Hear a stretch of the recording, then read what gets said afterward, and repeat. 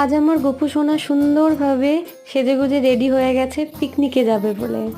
আর এই পিকনিকে তার মাসি তাকে নিয়ে যাচ্ছে এবং গপু পৌঁছে গেছে তার পিকনিক স্পটে এবং আস্তে আস্তে তার বন্ধুরাও ওই পিকনিক স্পটে পৌঁছাতে শুরু করেছে।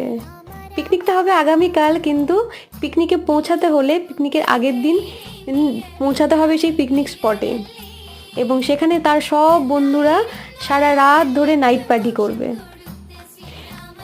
আমার ছেলে কোনোদিনও তার মাকে ছেড়ে কোনোদিন থাকেনি, আর মাও তার ছেলেকে ছেড়ে কোনোদিনও থাকেনি, কিন্তু আজকে আমার ছেলে যেহেতু পিকনিকে যাচ্ছে এবং সব বন্ধুদের সাথে আনন্দ করে কাটাবে, এই কথাটা ভেবে আমার খুব ভালো লাগছে।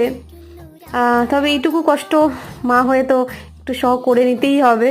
তো আমরাও আগামীকাল পিকনিকে যাব। তো কালকে কি কি হচ্ছে আগামীকাল তোমাদের সঙ্গে সবটা শেয়ার করব, সঙ্গে থেকো।